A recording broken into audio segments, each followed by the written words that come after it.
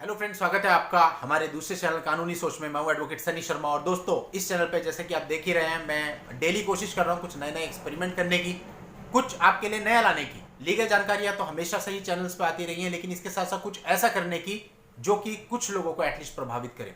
दोस्तों, कल मैंने एक वीडियो डाला था चाइल्ड कस्टडी से रिलेटेड, उसमें मैंने अपनी बेटी के साथ वीडियो बनाया। लेकिन दोस्तों, जब मैंने देखा उसकी रिएक्शन व्यूज कम है, वो मुझे पता था पहले से। 3000 व्यू मुश्किल से उस पर आए। लेकिन दोस्तों, जिन लोगों ने भी वो वीडियो देखा, उन लोगों में से कई सारे लोगों के कमेंट्स पढ़ के मेरी खुद की आंखों में आंसू आ गए कि यार ऐसे भी लोग हैं। और मैं एक्चुअल में यही चीज कुरेदना चाह रहा था, क्योंकि मुझे लगा कि यार अगर मैं इस तरह का वीडियो बनाऊंगा तो कुछ लोग तो कहेंगे क्या बकवास है लीगल चैनल पे, लेकिन कुछ लोग जो उस चीज को समझेंगे वो अपने दिल की गहराई से देखेंगे कि एक पिता और एक बच्ची के बीच में किस तरह का बॉन्ड हो सकता है, किस तरह का रिलेशनशिप हो सकता है। और हो सकता है कुछ ऐसी लेडीज भी उसको देख लें जिनके पास उनका बच्चा है, कोई बहुत बड़ा इशू नहीं है, लेकिन बच्चे को पिता से नहीं मिलने दे रही। उनके मन में भी कहीं ना कहीं ऐसा है कि यार हमने अपने बच्चे को क्या चीज उससे छीन ली है, गलत है। और उनमें से एक भी लेडीज अगर उस बच्चे को ले जाकर के उसके पिता से मिलवा देती हैं, तो सोचिए ऐसे लाखों मिलियंस व्यूज कुर्बान उस चीज पे। तो दोस्तों, आप लोगों के कमेंट्स देख के मुझे लगा कि वास्तव में कुछ लोगों ने दिल से महसूस किया और समझा कि किस उद्देश्य से वो वीडियो बनाया गया था। और दोस्तों, मैं अब ऐसा करता रहूंगा, कुछ ना कुछ ऐसी चीजें मैं जरूर लाऊंगा जो मेरे मन में है। मैं अभी तक लेके नहीं आया, बट अभी दौर एक्सपेरिमेंट्स का है, चैनल चले ना चले, लेकिन आप लोगों के लिए इस तरह की चीजें रेगुलर आती रहेंगी। और आज का वीडियो भी कुछ ऐसा ही है, जो लोग फंसे हुए हैं अपने अपने केसेज में, निकल नहीं पा रहे हैं, मेंटल प्रेशर है, काम कर नहीं पा रहे हैं, उन लोगों के लिए कुछ इंफॉर्मेशन मैं आज के इस वीडियो में दूंगा जो कि एक्चुअल में आपके काम आएगी। आप आखिरी तक वीडियो में बने रहिएगा, आपको आखिरी तक वीडियो में सार मिलेगा, ऐसी चीजें मिलेंगी जो एक्चुअल में आपको रिलीफ देंगी और आप इन मुकदमों से आसानी से बाहर आ जाएंगे। तो चलिए दोस्तों, चैनल को सब्सक्राइब कर दीजिए, नोटिफिकेशन बेल पर क्लिक कर दीजिए और समझिए। दोस्तों देखिए, होता क्या है कि हम जब मुकदमे में फंसे होते हैं, दो रास्ते, दो तरीके आप कह सकते हैं। निकलेंगे तो हम है ही, लेट या जल्दी, निकलेंगे तो है ही। लेकिन दोस्तों, निकलने में हमने कितनी तकलीफ उठाई ये मैटर करता है। ऐसा कोई है क्या, पूरे जितने भी लोग मुझे देख रहे हैं, ऐसा कोई है जो आज तक 498A में फंसा ही रह गया, वो निकल नहीं पाया? निकले ना सब। किसी की बेल 6 महीने में हुई, किसी की 1 साल में हुई, किसी की 2 महीने में हुई, टाइम लगा किसी को हो सकता है कुछ दिन जेल में रहना पड़ा, लेकिन निकले ना सब। कोई ऐसा तो नहीं है। लेकिन दोस्तों, डिफरेंस क्या है? कुछ लोग बड़ी आसानी से निकल गए, उन्हें जेल भी नहीं जाना पड़ा, किसी भी परेशानी का सामना नहीं करना पड़ा, इजीली आप उससे बाहर आ गए। और दोस्तों, बहुत सारे लोग होंगे आप में से भी ऐसे अलग अलग राज्यों से जिनके साथ ऐसा हुआ होगा, जो बहुत ही आसानी से बाहर आ गए। लेकिन दोस्तों, बहुत से लोग ऐसे होंगे जिन्होंने तकलीफ उठाई, जो जेल भी गए, जिनका जो मान सम्मान था वो भी धूमिल हो गया, मिट्टी में मिल गया, प्रतिष्ठा मिट्टी में मिल गई। दोस्तों, वो भी लोग हैं, बाहर वो भी आए, लेकिन कितनी तकलीफ उठा के। तो मैटर ये करता है कि भाई बाहर तो आओगे, लेकिन कैसे आओगे? आराम से आओगे या घसीट घसीट के आओगे? आराम से आओगे तो बाबू साहब बने रहोगे, घसीट घसीट के आओगे तो कपड़े भी फट जाएंगे। तो फायदा क्या दोस्तों? अब यही हमें डिसाइड करना है कि हमें अपना बुरा हाल करके बाहर निकलना है या फिर हमें स्मूथली बाहर आ जाना है। स्मूथली बाहर आना है तो पहली चीज उसके लिए आप ये ध्यान रखिए कि आपको अपना पेशेंस नहीं खोना। मैं इतने सारी लोगों से बात करता हूं, मुझे यही लगता है, इतने सारे लोगों से मिलता हूं एक दिन में, मुझे यही लगता है कि अधिकतर लोग ना पेशेंस से काम नहीं लेते। जहां एक बार FIR हो गई, जहां एक बार वुमेन सेल से फोन आ गया, वहां पे बस वो लोग इतने ज्यादा परेशान होने लगते हैं, इतना ज्यादा मतलब उतावले हो जाते हैं, मन की शांति एकदम भंग हो जाती है। बस अभी अभी अभी। और किसी की वाइफ अगर 3 महीना 4 महीने से मायके बैठी हुई है तो उसको तो लगता है बड़ा आसान है, मैं अभी डाइवोर्स ले लूं। समझाते हैं हम उसको, भाई बैठी है, बैठी रहने दे, उसने कुछ किया तो नहीं, आपने भी कुछ किया नहीं, वो वहां बैठी है, आप यहाँ बैठे हैं, आप अपनी जॉब पे जा रहे हैं, कोई मेंटल प्रेशर तो नहीं, माँ बाप को कोई तकलीफ तो नहीं, तो किस बात की आपको जल्दी है? नहीं सर, तो क्या मैं ऐसे बैठा रहूं? तो क्या मैं टाइम खराब कर लूं? मैं तो डाइवोर्स डालूंगा। अरे भाई, डाइवोर्स डाल के क्या आपका टाइम बचेगा? आप डाइवोर्स डालोगे, वो 3 केस और डालेगी, 4 केस हो गए, अब लड़ो।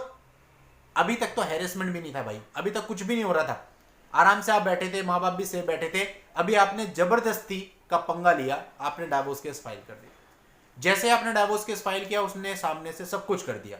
अब जाओ 500 किलोमीटर दूर तारीख पे, वोमेन सेल में भी जाओ, DV में भी जाओ, 125 में भी जाओ, 498 में भी जाओ, फाइनेंशियली भी टूटो और इज्जत भी गवाओ। ये चाहते हो? इससे जल्दी निपटेंगे आपके मामले? अरे भाई, वो वहां बैठ गई थी, आप अपने घर पे बैठे रहते, बैठे रहने देते, बैठे रहने देते, बैठे रहने देते। 1 साल हो जाता, 2 साल हो जाते। 2 साल के बाद जब वो खुद FIR कराने जाती तो पुलिस वाले कहते भाई 2 साल से कहां थे आप, सो रहे थे क्या? DV डालने जाती तो इसी बेस पर डीवी आप क्वैश करा सकते थे कि 2 साल के बाद डाला गया, टाइम बार्ड है। 2 साल तक अगर किसी के साथ डीवी हुआ तो 2 साल तक बैठा थोड़ी ना रहेगा भाई। आप बड़ी आसानी से बाहर आ जाते हैं, उनके पास ज्यादा ऑप्शन बचते ही नहीं। और उसके बाद उनके पास भी एक ही ऑप्शन होता है कि भाई इसको म्यूचुअली निपटा लेते हैं रीजनेबल अमाउंट पे, और आप बिना मुकदमों के बाहर आ जाते। बहुत मामले हैं ऐसे। लेकिन चूंकि आपको बड़ी जल्दी थी, आपको लग रहा था मैं फटाफट डाइवोर्स ले लूं और मैं आगे बढ़ जाऊं अपनी लाइफ में, मेरी तो एज निकल रही है, अपने वो 2 साल बचाने के लिए आपने अपने 10 साल खराब किए। 2 साल वेट नहीं हुआ, पेशेंस नहीं रखा, आपने क्या किया, डाइवोर्स डाला। उसने 3 केस डाले, और वो 4 केस जो आपके ऊपर चले वो 10 साल तक आपने झेले, डाइवोर्स भी नहीं मिला और एज भी निकल गई। अब बताओ क्या बेटर था? 2 साल चुप रहना ज्यादा बेटर था, या फिर ये इतना सारा जो आपके साथ हो गया और इतना सारा समय आपका, इतना सारा धन आपका, इतनी मान प्रतिष्ठा खराब हो गई, ये ज्यादा अच्छा था? तो भाई थोड़ा सा शांति रखा करो। कहने का मतलब ये तो मैंने एक उदाहरण बताया, ऐसी बहुत सारी चीजें होती है जिनमें आप इंपेशेंस हो जाते हो, बस अभी हो जाए, जल्दी है भाई, शादी करने की जल्दी है, एंगेजमेंट की जल्दी है, डाइवोर्स की जल्दी है, हर चीज की जल्दी है आज की जनरेशन को। आप देखो जो जल्दी वाले होते हैं ना वो निकल जाते हैं बस, और जो आदमी सोच समझ के नाइसली चलता है, बिल्कुल दिमाग से कूल रह के, हमेशा जीत उसकी होती है। जीत भी होती है और आसानी से जीत होती है भाई, अगर आप सोच समझ के चलेंगे, अगर आप अपना भला बुरा सोचने की कैपेसिटी रखेंगे। अगर आप गलत तरीके से चलेंगे, गलत डायरेक्ट, पता है बहुत सारे लोग ऐसे हैं जिनको मैंने मना किया, बोला भाई डाइवोर्स मत डाल, वेट कर ले थोड़ा, अभी वो मायके से वापस नहीं आ रहा तो रहने दे उसको कुछ समय मायके, तो यहाँ बैठ, इस बीच अगर उसे आना होगा तो एटलीस्ट आपका घर बच जाएगा, नहीं आना होगा तो वहीं रहेगी, टाइम बीत जाएगा, टाइम बीत जाएगा 1 साल 1.5 साल, उसके बाद जब केस करेगी भी तो वो केस इसी बेस पे हम क्वैश भी करा सकते हैं। उतनी मजबूती केस में नहीं रहेगी, मेडिकल नहीं होंगे, टाइम बार्ड होगा कि भाई वो 1 साल के बाद जाकर के केस कर रही है तो कैसा मेडिकल, क्या कुछ भी नहीं रहेगा, फेक सा केस होगा, अगर होगा भी तो अभी करोगे तो दिक्कत होगी। ठीक है, बात हो गई। कुछ समय के बाद 6 महीने बाद दोबारा कॉल आती है, सर सबसे पहले सॉरी। किस बात के लिए भाई? कि बहुत पहले आपसे एक बार मेरी बात हुई थी, आपने कहा था डाइवोर्स केस मत डालना, लेकिन मेरे को ये था कि मेरा टाइम खराब हो रहा था, मैंने डाइवोर्स केस डाल दिया। अब उसने वहां अपने यहाँ पे जो है वो केस डाल दिया, मुझे फ्लाइट से जाना पड़ता है, 3 मुकदमे डले हुए हैं, उनकी डेट पे जाना पड़ता है, क्या करूं, मैं तो फंस गया। तो दोस्तों क्या फायदा हुआ? अब ये आप ही को डिसाइड करना है।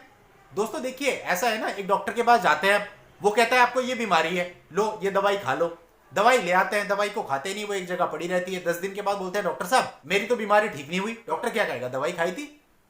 कहते दवाई तो खाई नहीं। तो भाई जब तूने दवाई नहीं खाई तो तेरी तकलीफ कैसे ठीक होगी? दवाई नहीं खाई, तकलीफ वैसे की वैसी और बढ़ गई। अब क्या करना है? अब जब ज्यादा बढ़ गई तो फिर तो भाई ऑपरेशन होता है ना। तो बात वही है कि शुरुआत में आसानी से निपटते, अब तो ऑपरेशन ही करना पड़ेगा। फिर हमारा ऑपरेशन थोड़ा भयंकर होता है दोस्तों। फिर जब हम उस वे में जाकर के बताते हैं सामने वाले को, तब वो और घबरा जाता है, सर मैं तो ये नहीं कर पाऊंगा। तो दोस्तों अब आपको डिसाइड करना है कि आपको दवाई से काम चलाना है या फिर ऑपरेशन चाहिए। दोस्तों हम सभी बहुत अच्छे से जानते हैं, हम सबको पता है घर घर में ये सारी चीजें हो रही हैं, उसके बावजूद भी हमारे अंदर इतनी ज्यादा मतलब हम नहीं समझते चीजों को। हम चाहते हैं कि बहुत जल्दी सब कुछ हो जाए, फटाफट डाइवोर्स हो जाए, फटाफट दूसरी लाइफ में बढ़ जाऊं आगे, फटाफट दूसरी लाइफ में फिर मुकदमा हो जाएंगे, फटाफट फिर दूसरी लाइफ से भी डाइवोर्स लूंगा। अरे भाई क्या हो आप लोग? दोस्तों देखिए फिल्मी दुनिया नहीं है, ये रियलिटी है। रियलिटी बहुत टफ होती है। अभी एक मैसेज पढ़ रहा था मैं कल किसी का कि पूरी लाइफ निकल गई, सोचा था सेटल हो जाएंगे, शादी हो जाएगी, उसके बाद एंजॉय करेंगे, 32 में शादी हुई, सोचा था 35 तक बस सब कुछ बढ़िया हो जाएगा, और उसके बाद मुकदमे हो गए। अब पता नहीं कितने साल मुकदमों में चले जाएंगे, और उससे पहले का जितना टाइम था वो पूरा स्ट्रगल में गया कि करियर बना लेते हैं। रियलिटी यही है दोस्तों कि अगर आप सोच समझ के नहीं चलोगे तो फंसोगे, कि आपके लिए कोई बहुत अच्छा पुख्ता कानून है नहीं, आपके पास है क्या? कुछ भी नहीं है। डाइवोर्स डाल सकते हो, सेक्शन 9 डाल सकते हो, लॉजिक उन दोनों ही केस से सामने वाली को फर्क नहीं पड़ता, महिला को फर्क नहीं पड़ता। महिला के पास बहुत सारे कानून है, वो उन सबका प्रयोग कर सकती है। आपके पास उसको सजा दिलाने के लिए तो छोड़िए, आपके पास आपके बचाव के लिए भी कानून नहीं है। तो जब आपको ये पता है, ये बात पता है कि वी हैव लिमिटेड लॉज, तो दोस्तों फिर उसके बाद तो कम से कम आपको सोच के चलना चाहिए। गलती क्यों करते हो, तेज क्यों भागते हो, एनालाइज करो, लॉजिक से चलो, रीजनिंग लगाओ, साइंटिफिक तरीके से चलो भाई, हर चीज को साइंटिफिकली सोचो। कई लोगों का ये कहना होता है कि सर हमें किसी ने मिसगाइड कर दिया। भाई कौन आपको मिसगाइड कर सकता है? कौन आपके दिमाग से खेल सकता है? अगर किसी ने आपको कुछ बोला है तो आप सेकंड ओपिनियन लो, थर्ड ओपिनियन लो, गूगल से लो, यूट्यूब से लो। आजकल तो कितनी सारी चीजें हैं भाई, ऑनलाइन सारी चीजें आ चुकी हैं। आप देखिए ना, आप समझिए पहले चीजों को कि जो आपको बताया गया वो सही है या नहीं, उसके बाद निर्णय लीजिए। कोई आपको जबरदस्ती थोड़ी मनवा रहा है कि आप मेरी बात मानो। तो कुल मिला के बात यह है कि किसी पे भी ब्लेम करने से अच्छा है कि पहले हम खुद को देख लें कि हमारे हैंड पे कहां गलती हो रही है। किसी पर उंगली उठाना ठीक नहीं है। किसी को भी आप कहें कि उसने मेरे साथ ऐसा कर दिया, कोई आपके साथ कुछ नहीं कर सकता, कोई आपका हाथ पकड़ के नहीं करवा सकता, कोई आपको जबरदस्ती नहीं करवा सकता। जब आप सेटिस्फाइड होते हो, जब आप कहते हो कि ठीक है मैं आपके साथ जाने को तैयार हूं, तभी कोई सामने वाला आपको ले जा सकता है। तो बस मेरा यही कहना है कि अगर आपको ऐसा लगता है कि सामने वाले की बात पे विश्वास नहीं हो रहा है आपको, तो पहले आप उसको क्रॉस चेक करो। क्रॉस चेक करने के बाद जब आपको विश्वास हो जाए तो फिर आप उनके साथ आगे बढ़ो। अगर आपको लगता है कि मुझे कोई और रास्ता चुनना है तो किसी और रास्ते को चुनो। कहने का मतलब विवेक बुद्धि आपके पास है, ऐसा नहीं है कि आप सोच नहीं सकते। तो इसलिए किसी को ब्लेम मत कीजिए, सोल रिस्पॉन्सिबिलिटी अपने ऊपर लीजिए कि अगर आपके ऊपर केसेज हो गए हैं तो उससे बाहर निकलने की जिम्मेदारी आपकी है, क्योंकि पर्सनली वो आपको हिट कर रहे हैं, किसी और को नहीं। मुझे नहीं कर रहे पर्सनली हिट, क्योंकि मेरा मामला नहीं है। मेरा खुद का मामला होगा तो वो मुझे पर्सनली हिट करेगा। यही बात दोस्तों सबसे साथ लागू होती है कि आपका जो केस है वो किसी दूसरे या तीसरे आदमी को पर्सनली हिट नहीं करेगा, पर्सनली हिट आपको करेगा। इसलिए आपको सोचना है आपके लिए क्या अच्छा है क्या बुरा है, एंड अकॉर्डिंगली आपको आगे बढ़ना है। और उम्मीद करता हूं कि अगर आप सारी चीजों को ध्यान में रखोगे तो अपने केसेस से जल्द बाहर आ जाओगे। तो चलिए दोस्तों, आज की इस वीडियो में इतना ही। नेक्स्ट वीडियो में नई जानकारी के साथ मैं आपसे फिर मिलूंगा। तब तक के लिए goodbye and thank you for watching. Take care.